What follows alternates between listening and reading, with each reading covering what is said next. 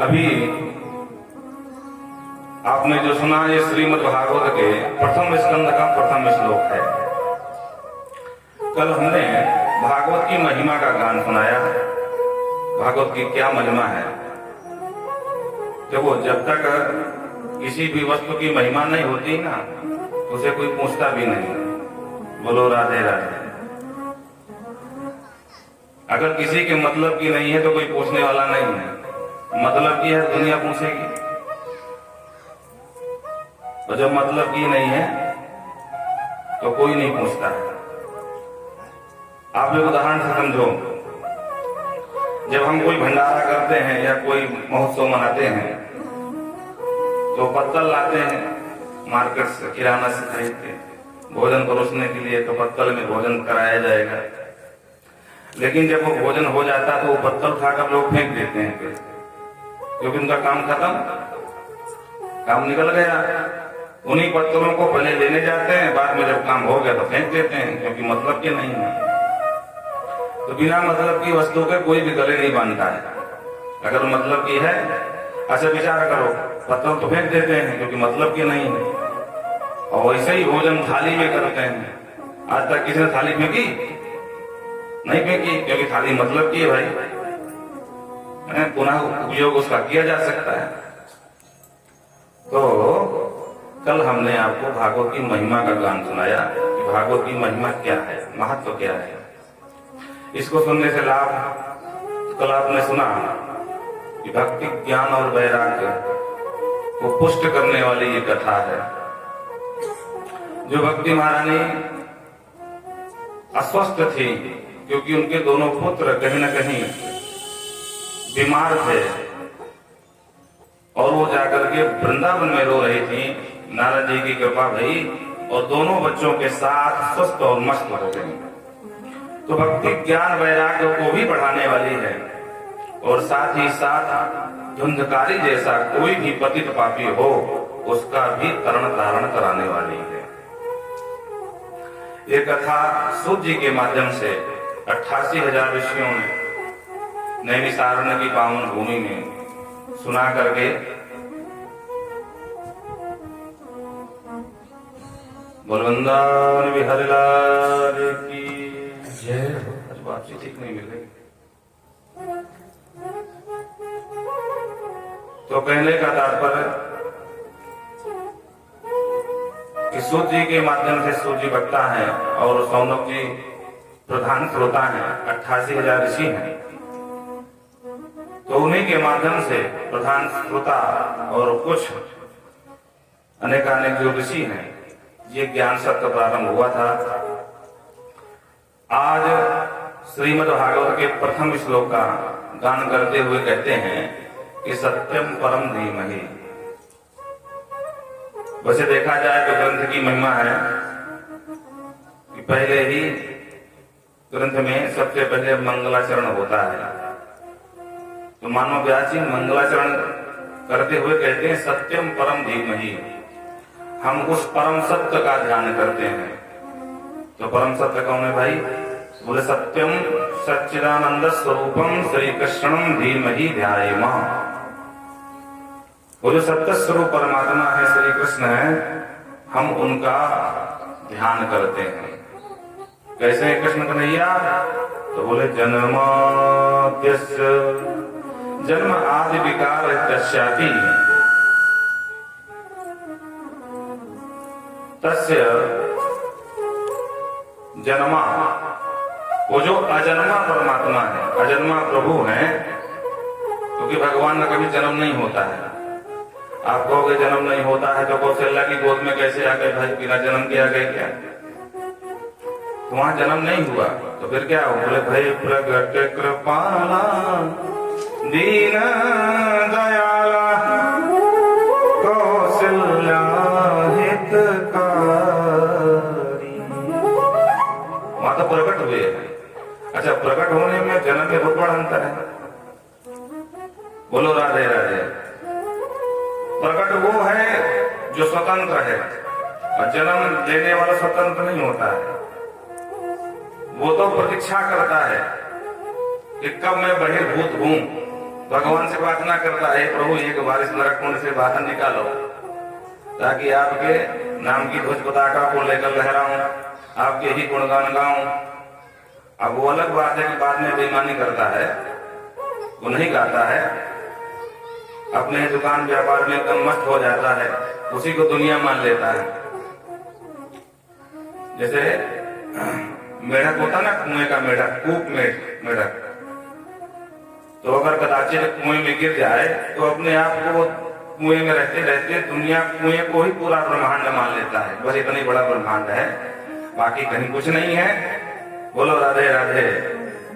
और इसी भ्रम में बेचारा जीता रहता है। लेकिन किसी पानी के माध्यम से, बाल्टी के माध्यम से, और किसी बाल्टी में आ गया कदाचित, और आकर के जब बाहर आ जाएगा तो लोग बाहर फेंक देंगे, तब वो देखता बोले अरे राम राम, हम तो इसी को दुनिया मान रहे थे, हम तो बड़े भ्रम में थे भाई, दुनिया तो बहुत बड़ी है। धीरे धीरे नाली के माध्यम से तालाब हो जाता है, तो जब तालाब देखता तो बोले हाँ भाई दुनिया बहुत बड़ी है। धीरे धीरे बरसात आती है और तालाब उफान लेता है महाराज, वो तालाब के माध्यम से फिर छोटे नाला, फिर बड़े नाला, फिर नहर, ऐसे करते करते अब उसको समझ में नहीं आता दुनिया है कैसी। बोलो राधे राधे।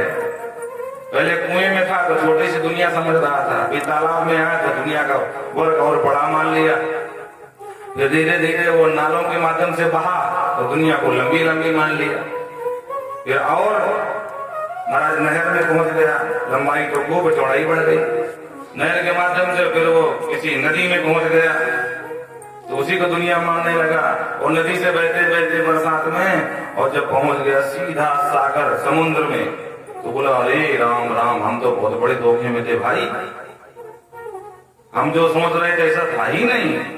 इसका मतलब अब सागर को आप समझते हैं कि न उसका वो छोर को दिखाई नहीं पड़ता है, पूरा जल ही जल दिखाई पड़ता है। तो जब वो सागर में पहुंचता है तो उसको लगता है कि भैया हम जिसे दुनिया मान रहे थे वो दुनिया थी ही नहीं, वास्तविक दुनिया में तो अब परिचय हुआ, पर अभी भी उसे विश्वास नहीं कि दुनिया इतनी ही बड़ी है। बोलो राधे राधे। इससे और ज्यादा बड़ी हो सकती है, इसका विश्वास नहीं होता है। तो कहने का तात्पर्य यह है कि हम लोग मेढक की तरह होते हैं, बचपन से बाल्यावस्था से अपने गांव को, शहर को ही सब कुछ मानते हैं, यही सब कुछ है। धीरे धीरे जब बड़े होते हैं, बाहर की दुनिया देखते हैं, बोलते हैं नहीं नहीं बहुत बड़ी है, फिर देश विदेश की यात्राएं शुरू कर देते हैं पासपोर्ट वीजा के माध्यम से, तब लगता है कि नहीं भाई अभी तो हम घूम ही नहीं पाए हैं। बोलो राधे राधे। तो कहते हैं जन्म आदि विकार तस्यापि तस्य जन्म, कहाँ जन्म हुआ तो बोले वसुदेव ग्रहे। किसी ने कहा वसुदेव के घर में कहाँ जन्म हुआ भाई, जन्म तो जेल खाने में हुआ, तो आपने ग्रह क्यों कह दिया। तो व्यास जी मानो कहना चाहते हैं कि ईंट पत्थरों के मकान को घर नहीं कहते हैं, तो फिर बोले घर वाली को घर कहा जाता है। बोलो राधे राधे। न ग्रहम ग्रहमुत्याहो ग्रहणी ग्रह मुच्यते, घरवाली से घर बनता है, और घरवाली को ही घर की संज्ञा दी गई, ना कि ईंट पत्थर के मकान को। तो वसुदेव ग्रहे जन्म, वसुदेव बाबा के धर्म पत्नी के माध्यम से भगवान ने उतार लिया। यतोन अवाद इतरतः मृत्युलोके मथुरा गोकुले वृंदावने इतरतः, जो अपनी सत्ता से उतर करके नीचे आ जाए उसी का नाम है अवतार।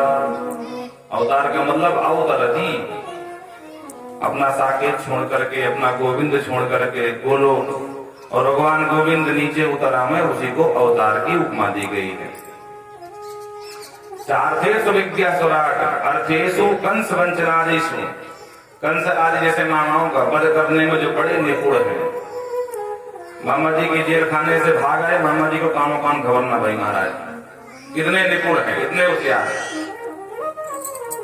स्वराट स्वेषु गोपेषु राजते इति स्वराट, जो अपने ही सखा मंडली के साथ नित्य मधुर मधुर लीलाएं करते रहे, और अपने साथ में घूमने खाने पीने वाले सखाओं को भी अनुभव नहीं हो पाया कि ये सामान्य बालक नहीं, साक्षात भगवान का ही अवतार है। बोलो राधे राधे। ऐसे स्वराट हैं हमारे प्रभु कन्हैया। नाम नहीं दिया लेकिन सूत्रात्मक मंगलाचरण किया, इशारा मात्र कर दिया। कैसे हैं? बोले इतना ही करते। बोले ना, तेने ब्रह्म हृदय आदि कवये, आदि कवये ब्रह्मणे, ब्रह्मणे विधाता ब्रह्मा को कहा, क्योंकि भगवान विधाता ब्रह्मा ही आदि कवि भागवत जी के, क्योंकि भगवान ने पहले ब्रह्मा जी को ही चतुश्लोकी भागवत प्रदान की थी 4 श्लोक में, और ब्रह्मा जी ने नारद को दिया, नारद जी ने व्यास जी को दिया, व्यास जी ने उसको बृहद करके और अपने सुयोग पुत्र सुखदेव जी को समर्पित कर दिया। तो तेने ब्रह्म हृदय आदि कवे ब्रह्मणे। तो किसी ने कहा कि भाई हमने तो नहीं सुना है कि ब्रह्मा जी को भगवान ने बैठ के पढ़ाया हो, गुरु चेला की तरह, है ना, जैसे गुरु जी पढ़ाते हैं, बोलो बच्चों का खा गा, ऐसा तो हमने नहीं सुना है। भाई कहां लिखा है कि ब्रह्मा जी को भगवान ने पढ़ाया? तो कहते संकल्पित है ना, भगवान की शिक्षा ऐसी शिक्षा नीति ऐसी नहीं है जैसे सब लोगों की होती है। भगवान ने हृदय भगवान के संकल्प जागृत हुआ कि मेरा जो दिव्य ज्ञान है वो ब्रह्मा जी के हृदय पटल पर स्थापित हो जाए, तो भगवान का वो ज्ञान ब्रह्मा जी के हृदय पटल पर स्थापित हुआ। तेने ब्रह्म हृदय आदि कवे मोहयंती यत सूरया, जिनकी लीला में बड़े बड़े सूर व्यामोहित हो जाते हैं। बलराम जी भी चक्कर में पड़ जाते हैं कि कन्हैया तेरी लीला कभी समझ में नहीं लाला। अरे यहाँ तक दूसरे की छोड़ो, ब्रह्मा जी भी कुछ चक्कर में पड़ जाओ महाराज। भगवान के गाय बछड़ा चुरा के ले गए, भगवान ने नई गाय बछड़ा बना ली है। ब्रह्मा जी को समझ में ना हुआ कि ये क्या हो रहा है।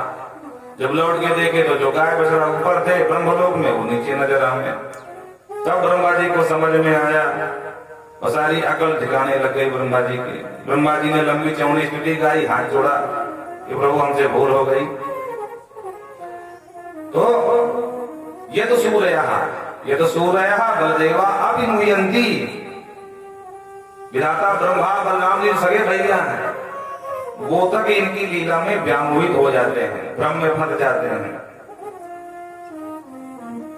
महारानी सती भी भ्रम में फंस गई। बाबा ने भैया प्रणाम, जय सच्चिदानंद जग पावन, अस कही चले मनोजन सावन। तो भवानी भी उनका प्रसंग बोल रहे थे, भवानी भी चक्कर में पड़ गई। तो कहने का तात्पर्य कि जब ये लीला में आते हैं तो बड़े बड़े विद्वान, बड़े बड़े बाप की बिटिया, बोलो राधे राधे, वो भी चक्कर में पड़ जाती हैं। अब भवानी सती को आप छोटे बाप की तो कहोगी नहीं, बोलो राधे राधे। हाँ, तेजो वारि मृदाम यथा विनिमयो यत्र त्रिसर्गो मृषा, जिनकी प्रबल सत्ता के प्रभाव से तेजो वारि मृदाम, जैसे कभी कभी आपने ध्यान दिया हो कि आप मई जून के महीने में जा रहे हो सड़क में, तो आपको पानी जैसा दिख पड़ेगा, और अगर ध्यान से देखो जैसे जैसे आगे बढ़ोगे तो पानी की बूंद भी ना माना। तो वो सब क्या होता है? बोले भ्रांति होती है। भ्रांति क्यों होती है? बोले प्रचंड मार्तंड की प्रखर किरणों का वो प्रभाव होता है भगवान सूर्य की रोशनी का, उनके तेज का, कि हमको मरुस्थल में जल की भ्रांति होती है। इसको हटा देना, मतलब नहीं। वृंदावन बिहारी लाल की तेजो वारि मृदाम यथा विनिमयो यत्र सर्गो अम्बसा, जबकि तीनों अम्बसा है, कहते हैं तीनों अम्बसा है। वृंदावन बिहारी लाल की जय हो। धामना स्वेद सदा निरस्त कुहकम सत्यम परम धीमहि तो ऐसे भगवान कृष्ण कन्हैया के चरणों में हम बारंबार प्रणपात करते हैं। दूसरे पहले श्लोक में बताया किसका ध्यान करें और दूसरे में बताया किसका गान करें। धर्म प्रोजित कैतवोत्र परमो निर्मत्तराणां सता वेद्यं वास्तवमस्त्रवस्तु सेवनं तापत्रयोन्मूलनम्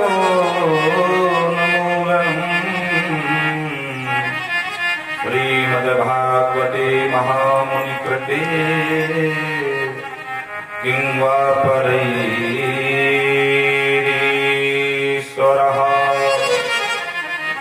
सद्यो हृद्यवरुद्धचैत्रकृतिभिः शुश्रूषुभिर्तत्क्षणा।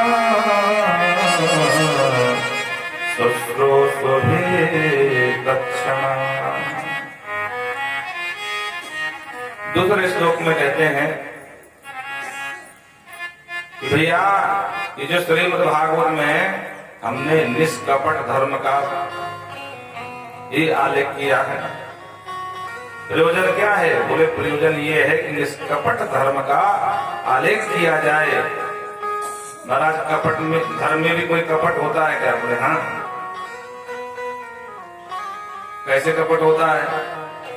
बोले आप विशुद्ध रूप से अपने समस्त कर्तव्यों का अगर पालन कर रहे हैं कपट रहित होकर के, तो वो निष्कपट धर्म का पालन है। लेकिन अगर अपने कर्तव्यों में भी कपट छुपा हुआ है तो वो निष्कपट धर्म नहीं कहा जा सकता। जैसे प्रत्येक पुत्र का धर्म है माता पिता की सेवा करे, उनकी आज्ञा पर चले। पर ध्यान से किसी ने देखा, बोले हो पिताजी के पास माल बहुत है। हाँ, क्योंकि सरकारी नौकरी थी तो महाराज बाद में जो कुछ मिलता है सब इकट्ठा करके तो जो सेवा करेगा पिताजी उसी को देंगे। तो क्यों ना हम ही लग जाए महाराज सेवा में। तो पिताजी को कोई काम भी नहीं, फिर कहते हैं पिताजी कुछ चाहिए तो नहीं, आप तो चिंता मत करना, जो भी चाहिए आप निसंकोच बता देना। और दौड़ दौड़ के पिताजी की खूब सेवा हो रही है, क्योंकि उसमें कपट है कि जो सेवा करेगा उसी को मिलेगा मेवा। तो मेवा के लालच में सेवा हो रही है। तो धर्म तो कर रहे हैं, प्रत्येक पुत्र का धर्म है पिता की सेवा करे, और यहाँ धर्म के साथ कपट छुपा हुआ है। बोलो राधे राधे। निष्कपट धर्म का ये निरूपण है कि पिता कैसे भी हो, निर्धन हो या धनाढ्य, उनके पास फूटी कौड़ी भी न हो, फिर भी आप पुत्र धर्म का पालन करें, उनकी सेवा करें, तो वो आपका निष्कपट धर्म हो गया। धर्म प्रोजित कैतवो, अत्र धर्म प्रोजित, प्रोजित धर्म का पालन करो, निष्कपट धर्म का पालन। निष्कपट धर्म का ही निरूपण इस भागवत में किया गया है।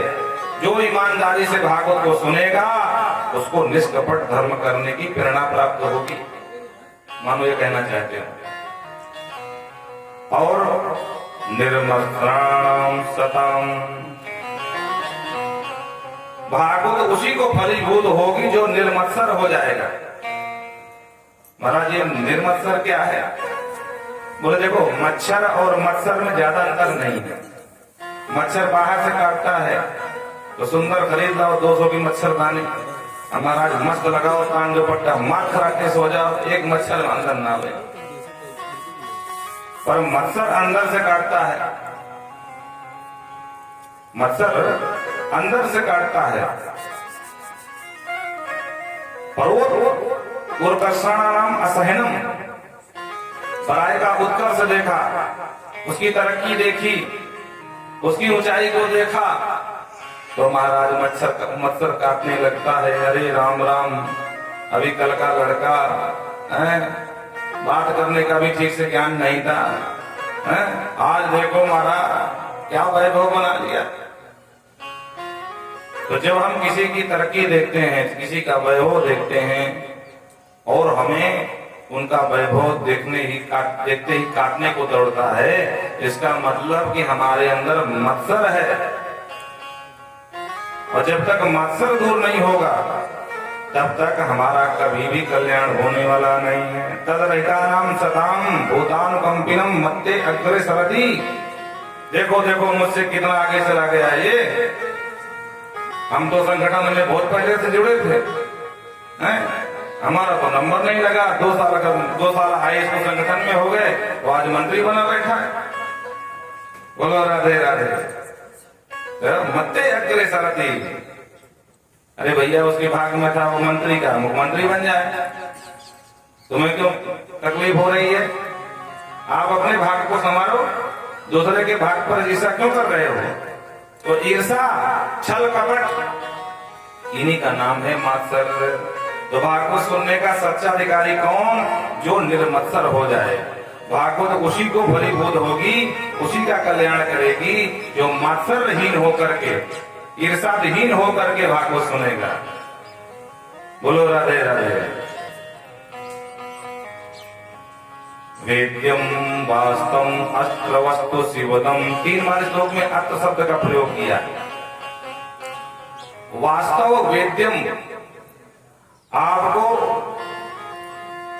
उपनिषदों में वास्तव को, माया को भी वास्तव कहा है, जगदीश को भी वास्तव शब्द से संबोधन किया है और जीव को भी वास्तव ही कहा गया है।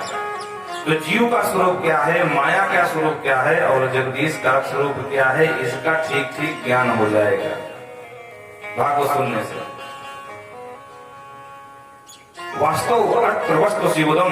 और जब ज्ञान हो जाएगा तो बोले शिवदम, शिवदम माने कल्याणम। फिर आपका कल्याण होने में कोई देर नहीं है, आपका कल्याण हो जाएगा। श्रीमद् भागवते महामुनि कृते।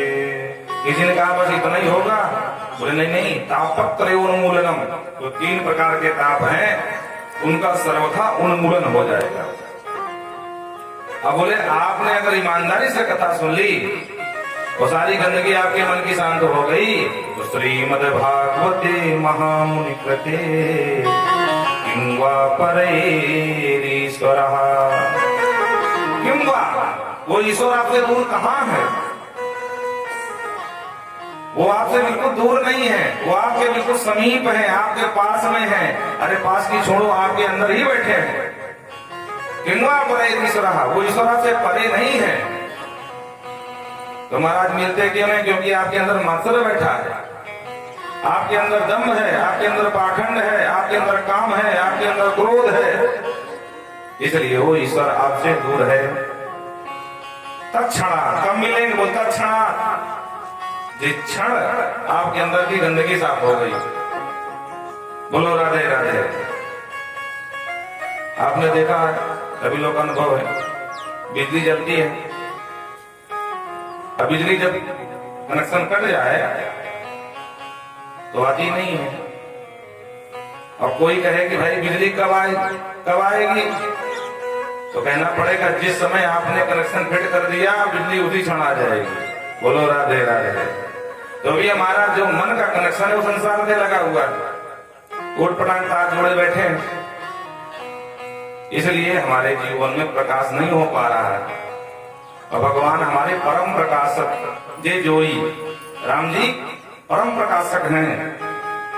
तो जिस दिन अपने तार को ठीक करके भगवान के तार से कनेक्शन जोड़ लेंगे, उसी क्षण तक उसी क्षण हमारे जीवन का तिमिर अंधकार नष्ट हो जाएगा और ज्ञान की किरण हमारे जीवन में बिखर जाएगी। सत्यो शीघ्र ही आपका कल्याण होगा। किसी ने पूछा कि आपकी भागवत में है क्या? भागवत का स्वरूप समझाओ। निष्कपट धर्म का आपने बता दिया। तो निगम कल्प तरोर गलितम फलम सुख मुखादमृतद्रव संयुतम पिबत भागवतम रसमयम् मुहुरहो रसिका भुवि भावकाः। व्यास जी कहते हैं निगमो सभेदः, निगम माने वेद, निगम कल्प, वेद रूपी कल्प वृक्ष का पका पकाया ये फल है और बहुत मीठा है, इसलिए पीबत, इन्हीं कहा श्रवणत, बोले पीबत। भाई सुनने में क्या समस्या है, सुनना बोल देना चाहिए था।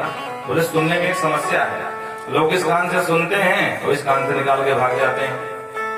और पीने में, बोले पिएंगे तो सीधे अंदर जाएगा, यहाँ निकलने वाला नहीं है, इसलिए पीबत। तो कहाँ से पिए, कैसे पिए? अरे कोई फल खाया जाता है, फल को चूसा भी जाता है, आप फल भी बता रहे हो, करो पियो, ये कैसा फल है महाराज? बोले देखो भाई बात ये है, जिस फल में छिलका हो, गुठली हो या कोई बाहरी सामग्री हो देखने जैसी, तो फेंका जाता है काट काट करके, फिर खाया जाता है। और हमारे फल में त्याजनीय कोई वस्तु नहीं है, केवल रस से भरा हुआ ये फल है। कौन से रस से भरा है? बोलो रसो वैसा रसम देवानंदांदी भवती। पूरे भागवत रूपी फल में रसरास बिहारी ही रस के रूप में सराबोर है। तो कान के दूना संभालो और चकाचक जितना मनाए सो पियो, पीबत भागवतम। किसी ने कहा अच्छा ज्यादा पिलाने के चक्कर में पड़ जाओ, खत्म हो गया तो? बोले उसकी चिंता मत करो, रसम आलयम, ये अनंत महासागर है। आपका जीवन समाप्त हो जाएगा प्यारे, पर भगवान की कथा समाप्त हो जाए ये हो नहीं सकता।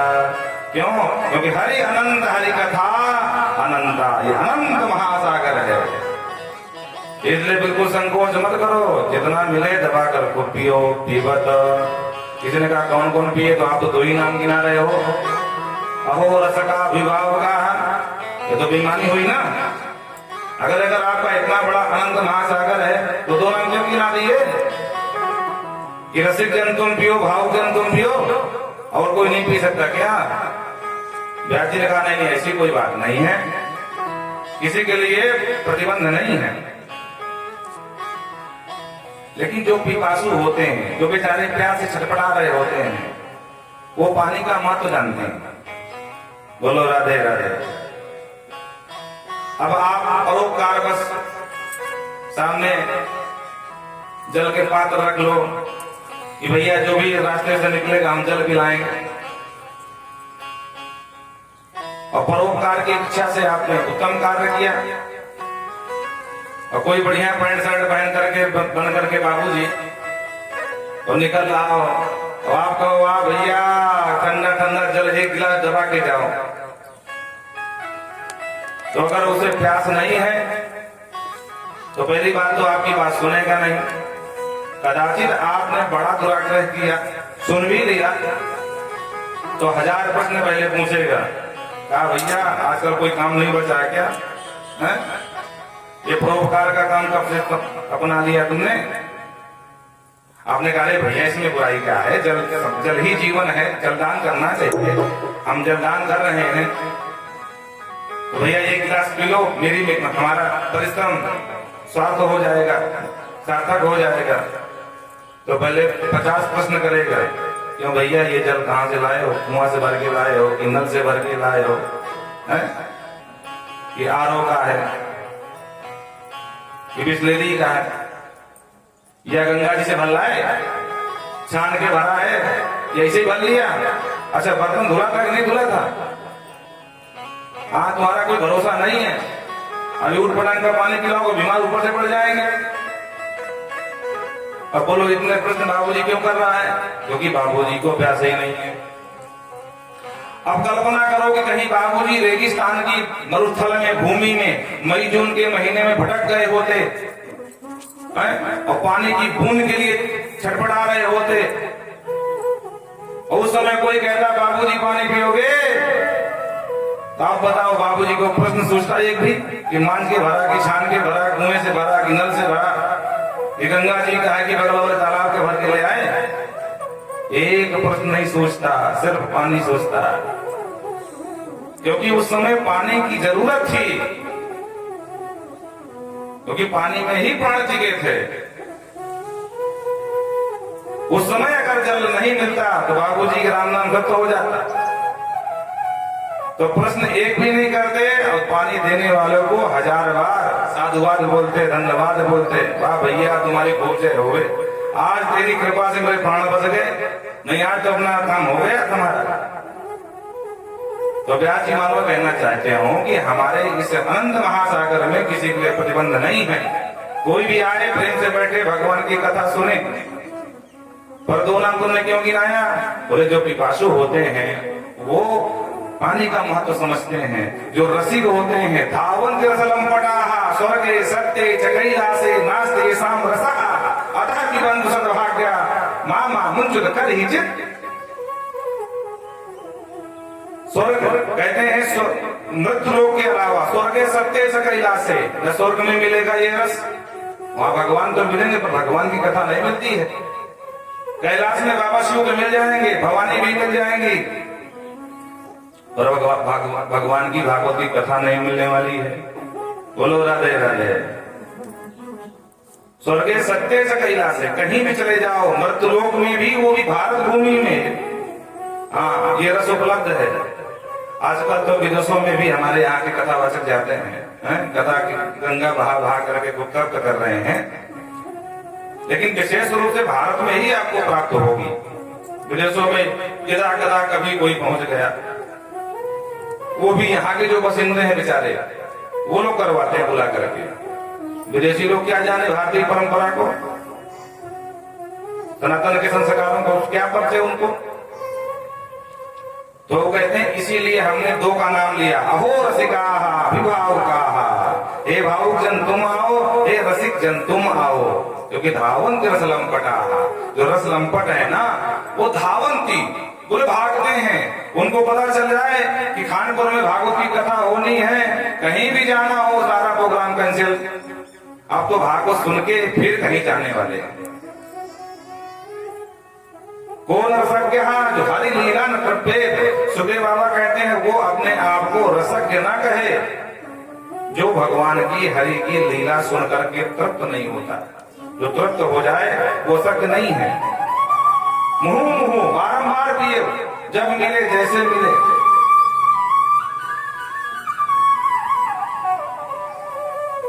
तो भगवान की कथा से जिसके कान तृप्त हो जाए वो रसज्ञ कैसे हो सकता है?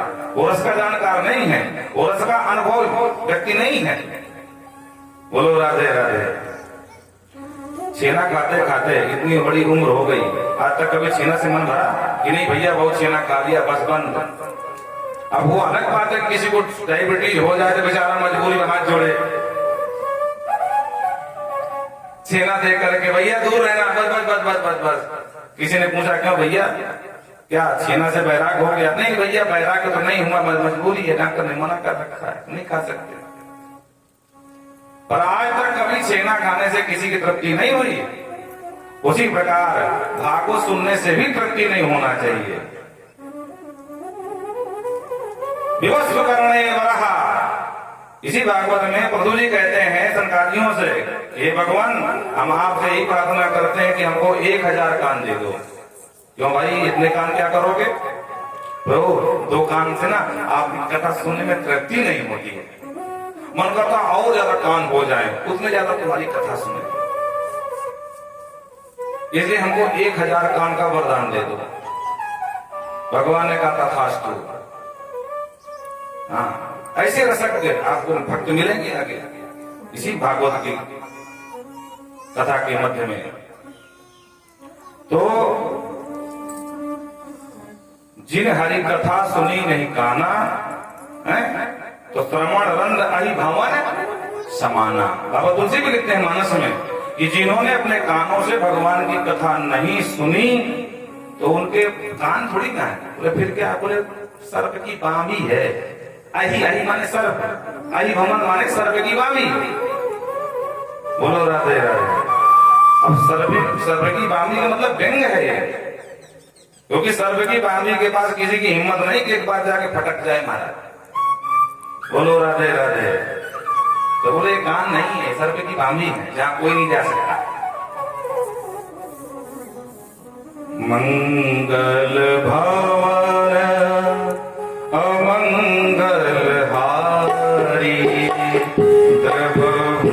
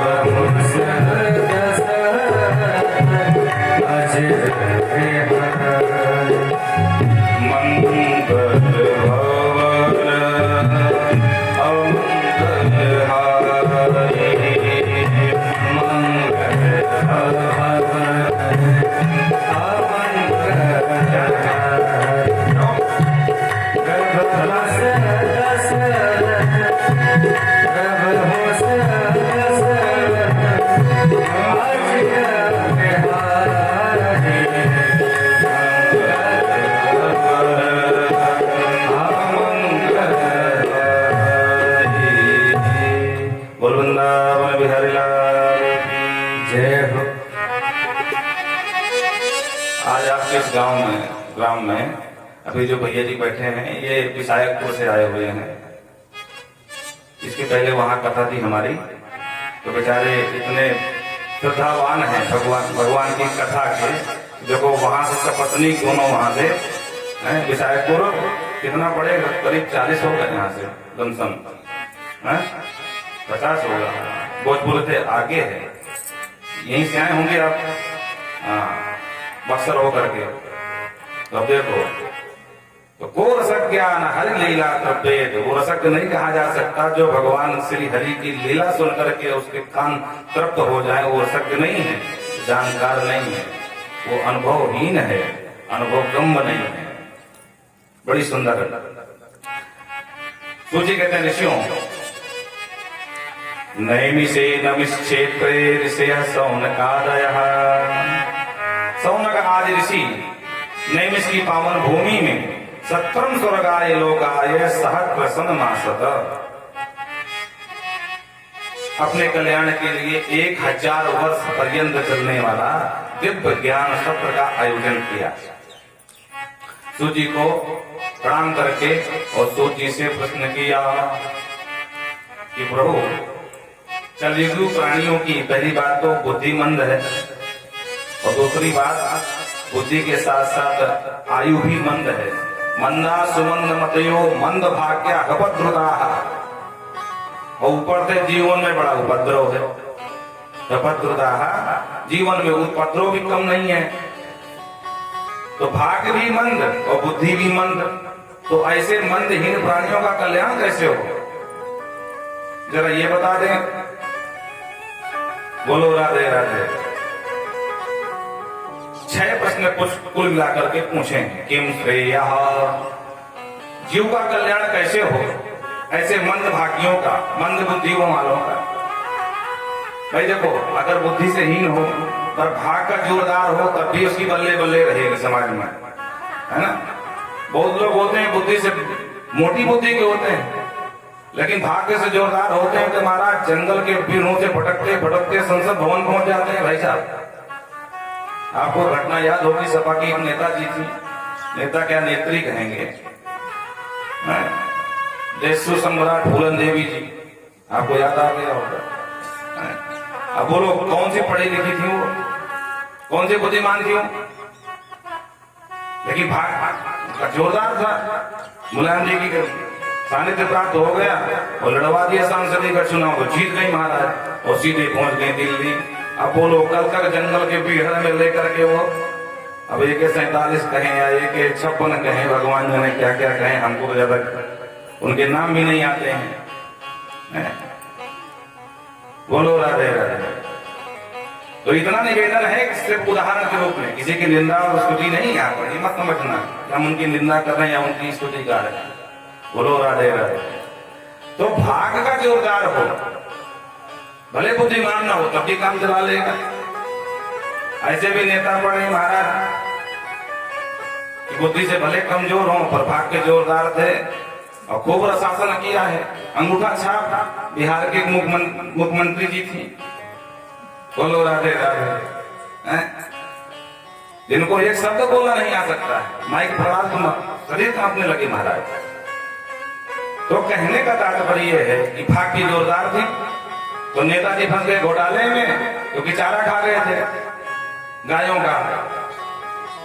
तो बैठा दिया गद्दी में अपनी देवी जी को, देवी जी अब तुम्हारे हवाले ये बिहार। और देवी जी ने शासन भी किया हमारा। बोलो राधे राधे। कभी कभी खूब हंसी हमको आती, वाह भैया अंधेर नगरी चौपट का राजा, टका शेर भाजी टका शेर खाजा। क्या विधान है भाई, संविधान की लोग दुहाई देते हैं, कैसा संविधान है। अनपढ़ भी लोग जाकर मुख्यमंत्री बन जाते हैं भाई। इसमें भी योग्यता का एक परिमाण होना चाहिए। प्रधान बनने की बहुत पड़ी है, प्रधान बनने का भी एक योग्यता का परिमाण होना चाहिए। आयु को भी देना चाहिए, क्योंकि जैसे जैसे आयु बढ़ती है तो व्यक्ति की सोच बढ़ती है। आईपीएस बनना है तो रात दिन रखड़ते रहो। बहुत भाग्यशाली हो गया, अथक प्रयास के बाद कहीं नंबर लगेगा हजारों में किसी एक का। और नेता बनना हो तो किसी की आवश्यकता नहीं है, न शिक्षा की, न आपके व्यवहार की, न आपके कर्म की। सीधा कूद जाओ महाराज। ये महासंग्राम है राजनीति। बोलो राधे राधे। और अगर आपका नंबर लग गया तो जन्म जन्मांतर का जितना दुख क्लेश कष्ट है एक ही बार में साफ। इतना बना लोगे कि जीवन भर बैठे बैठे खाओ, कमी नहीं पड़ने वाली। बोलो राधे राधे। अच्छा, आजकल नेता वही सक्सेस जो नंबर एक झूठ बोलते हैं। वादे तो करने हैं, ये करा देंगे वो करा देंगे। आप लोग बताओ, जब चुनाव आता कितने वादे होते हैं? आज तक कभी किसी नेता ने कुछ करवाया? 2-4 को छोड़कर 2-4, अगर 1000 गिनाएगा तो 2-4 करवा देगा, ताकि दूसरी बार आशा बनी रहे। और चुनाव के समय महाराज कमर की नस मेरुदंड टेढ़ा हो जाता है। और जहां वोट चुनाव हो गया उसके बाद भी 5 साल दिखाई नहीं देते। चुनाव के समय आता जो करवा लो, घर का पानी भर देंगे, क्योंकि स्वार्थ लाख करे सब प्रीति, और सुर नर मुन सबकी यह रीति। तो नेताओं का वही सक्सेस नेता जो करे कुछ ना, और करता हुआ दिखाई दे, भागा दौड़ी करे। अरे कर, हाँ भैया बस बस अभी किया, अभी तुरंत। हाँ, समाज में जहां देखे भीड़ वहीं शुरू हो जा लेके माइक। बोल वृंदावन बिहारी लाल की। तो मंदा सुमंद मतयो मंद भाग्या हो। ऐसे मंद भाग्यों का, मंद बुद्धि वालों का कल्याण कैसे हो? क्योंकि अब तो भाग्य भी प्रायः जैसे जैसे कलयुग बढ़ेगा लोगों का भाग्य मंद हो जाएगा, और लोगों की बुद्धि भी प्रायः सने सने मंद होती चली जाएगी। तो ऐसे जीवों का कल्याण कैसे हो ये बताते हैं। किम श्रेयः, श्रेय माने कल्याण, श्रेष्ठ। जो श्रेष्ठतम कल्याण है वो बताओ मार्ग। शास्त्र सारः कहा। प्रभु हमारे यहाँ शास्त्र बहुत है। एक वेद के 4 विभाग हो गए तो 4 हो गए, 6 शास्त्र हैं तो 4 6 10 ये हो गए, 17 पुराण हैं, 17 10 27 हो गए। फिर उनके उपवेद, फिर उपनिषद है, फिर उनके उपग्रंथ है, दुनिया भर का महाराज पुराण भी उप पुराण। तो शास्त्र बहुत है। अब इतने समस्त शास्त्रों को पढ़ने कोई बैठे तो जिंदगी समाप्त हो जाएगी, पर पूरे शास्त्र को पढ़ नहीं सकता। और पढ़ भी ले कदाचित तो याद नहीं रख सकता, क्योंकि आनंद महासागर है भाई। तो जब झंझट में न पढ़ना पड़े, समस्त शास्त्रों का सार क्या है? शास्त्र सारः का, सबका सार हमको सुना दीजिए, बता दीजिए। तीसरा प्रश्न किया, सौतार प्रयोजनम। हमने सुना भगवान अवतार लेते हैं, तो अवतार का प्रयोजन क्या है ये बता दीजिए। बोलो राधे राधे। अब जैसे कोई कहे कि राम जी का अवतार क्यों हुआ? बोले रावण को निपटाने के लिए। तो प्रश्न खड़ा ये हुआ कि रावण को तो भी परशुराम जी भी निपटा सकते थे, राम जी को आने की क्या आवश्यकता थी? कैसे परशुराम जी निपटा सकते थे? बोले सुनो, परशुराम जी ने शास्त्र अर्जुन जो रावण को भी बंदी बना लिया था, उसको भी काट काट कर फरसाया महाराज, 1000 भुजाएं वाले को काट काट कर ठिकाने लगा दिया, उसको भी हरा दिया। तो जो रावण को हराने वाले को परशुराम बाबा काट के ठिकाने लगा सकते हैं, तो क्या रावण को नहीं लगा सकते थे क्या? तो राम जी को क्या मानना पड़ा? राम जी का काम तो बस राम जी कर सकते थे, अब उनसे अच्छा कर सकते थे। बोलो राधे राधे। परशुराम बाबा तो परशुराम उन्होंने कम से कम बीज रूप में भीषण को छोड़ दिया, और परशुराम बाबा होते थे एक भी छोड़ के मारा, सबको साफ कर देते। बोलो राधे राधे। तो भी राम जी को आने क्या मतलब हुआ? और फिर परमात्मा में ये सामर्थ होता है, परमात्मा कर्तुम अकर्तुम अनथा कर्तुम सर्व सामर्थ होते हैं। तो उनके तो संकल्प करने से रावण पट से मर जाता, क्योंकि बाबा ने तुरंत ध्यान खींचा मनस में, ये प्रकूट विलास सृष्टि लय हो, प्रकूट विलास सृष्टि लय हो, प्रकूट विलास सृष्टि लय हो, प्रकूट विलास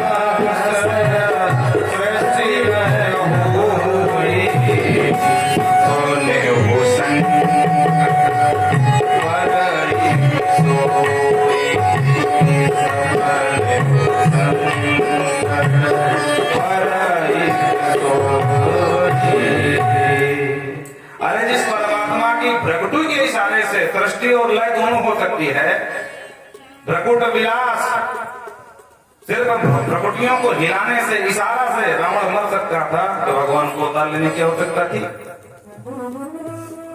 ये बता दीजिए, 100 अवतार प्रयोजनम, अवतार का क्या प्रयोजन होता है? बोलो राधे राधे। तो बाबा ने तुरंत ध्यान खींचा कि जब जब होई धर्म के हानि, जब जब होई धर्म के हानि, तब विविध शरीरा, विविध शरीरा, हरहि कृपा निधि सज्जन प्रिया, हरहि कृपा निधि सज्जन प्रिया, जब जब होई धर्म के हानि, जब जब होई धर्म के हानि। तो भगवान जब जब धर्म का ह्रास होता है, तो धर्म का ह्रास देखकर देवता घबराते हैं। सबसे पहले गौ माता का रूप लेकर के पृथ्वी भागती है, ब्रह्मा के पास जाती है। ब्रह्मा कहते हैं मोह न बसाई, ए मेरी माई गौ माता, और पृथ्वी माँ भी है, मोह न बसाई। तो मानो गौ माता बनी, पृथ्वी माँ कहती है अच्छा वरदान देते समय दे दिए पत्र से, अब अगर मेरे बस की नहीं है तो मैं कहाँ जाऊं? बोले चलो, जब सबके नाथ हैं, जिनको लोग जगन्नाथ कहते हैं, उन्हीं के शरण में जाए। तो सब जाकर के जब पुकारते हैं, आपस में बात होती भगवान कहाँ मिलेंगे। तो कोई कहीं बताता है, कोई कहता है साकेत में मिलेंगे, कोई कहता है वैकुंठ में मिलेंगे, पर बाबा शिव कहते हैं हरि व्यापक सर्वास समान, हरि व्यापक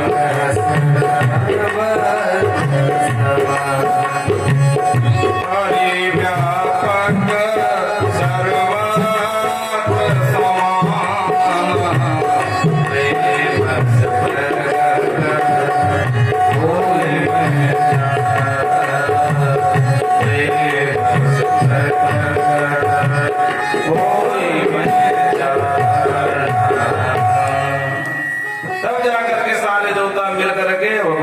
पुकारते हैं, जय जय सुरनायक जन सुखदायक प्रणव बाल भगवंता।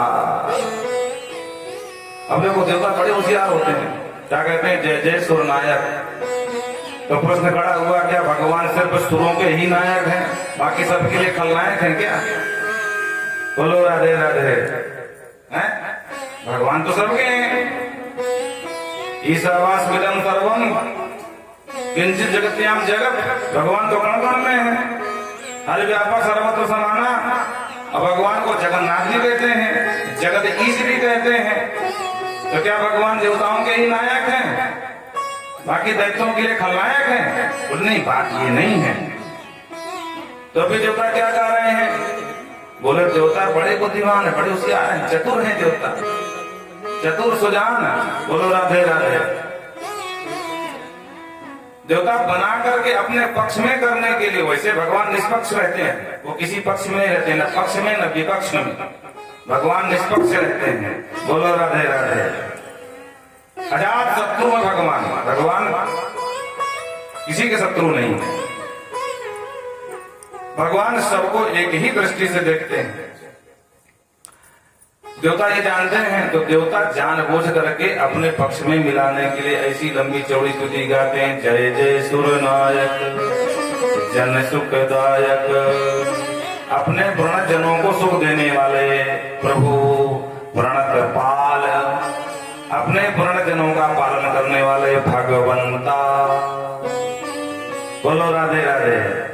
भगवान कहकर के स्तुति की है, यहाँ साकार परमात्मा की स्तुति गाई, निराकार की नहीं है। क्योंकि वो देवता जानते हैं कि अगर निराकार की गाएंगे तो हमारे किसी काम की नहीं है। निराकार मतलब निराकार, जिसका कोई आकार न हो। और आज निराकार की आवश्यकता नहीं, साकार की आवश्यकता है। जो रावण जैसे आज ताई के सामने लेकर के अपना धनुष सारंग खड़ा हो जाए, लंकेश सावधान, हम धर्म की स्थापना के लिए आए हैं, धर्म संस्थापनार्थाय संभवामि युगे युगे।